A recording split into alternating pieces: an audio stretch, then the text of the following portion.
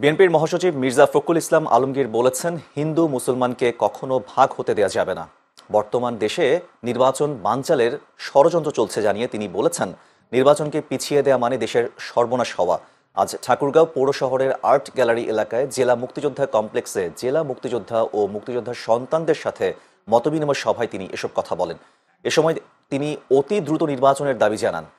সভায় বাংলাদেশ মুক্তিযোদ্ধা সংসদ ঠাকুরগাঁও জেলা ইউনিট কমান্ডের আহ্বায়ক বীর মুক্তিযোদ্ধা নূর করিমের সভাপতিত্বে আরও বক্তব্য রাখেন বাংলাদেশ মুক্তিযোদ্ধা সংসদ কেন্দ্রীয় কমান্ড কাউন্সিলের আহ্বায়ক মুক্তিযোদ্ধা নাইম জাহাঙ্গীর, জেলা বিএনপির সভাপতি মির্জা ফয়সল আমিন সহ অনেকে।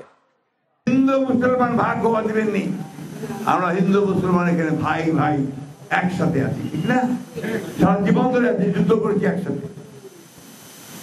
এটাকে যেন কেউ ভাগ করতে না পারে। একটা কথা পরিষ্কার করে বলতে চাই, আজকে যে চক্রান্ত ষড়যন্ত্র চলছে নির্বাচনকে বানচাল করে দেওয়ার, নির্বাচনকে পিছিয়ে দেওয়ার, সেই নির্বাচনকে পিছিয়ে দেওয়া মানে আমাদের সর্বনাশ হওয়া, এই দেশের সর্বনাশ হওয়া। কারণ এখন একটা নির্বাচিত সরকার খুব দরকার। এই সরকারটা এখন তাড়াতাড়ি নির্বাচন করবে।